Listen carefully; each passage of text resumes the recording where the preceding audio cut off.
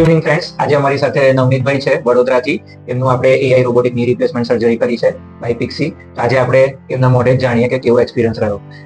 નવનીતભાઈ, આપણે સર્જરી અહીંયા સ્વીમ હોસ્પિટલમાં કરાવી, તો એના વિશે તમે એક્સપિરિયન્સ વિશે કહેજો. હું અહીંયા 30/10/2025 રોજ મારી સર્જરી થઈ સવારે. એ પહેલા મને છેલ્લા 12-15 વર્ષથી ઘૂંટણની ખૂબ જ દુખાવાની તકલીફ હતી.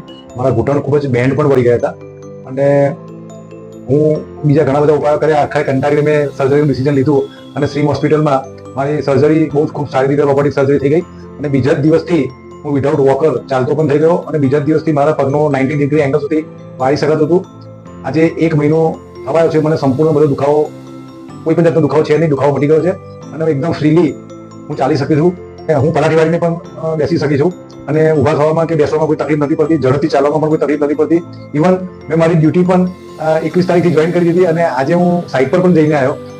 જોકે નો ડાઉટ સાઇટ પર હું ઉબડ ખાબડમાં બહુ ચાલ્યો નથી ખેતરમાં, પણ એઝ અ સિવિલ એન્જિનિયર આજે સાઇટ પર પણ જઈને આવ્યો સવારથી સાંજ અને લોંગ ટ્રાવેલિંગ પણ કરીને આવ્યો, પણ મને કોઈ તકલીફ પડી નથી.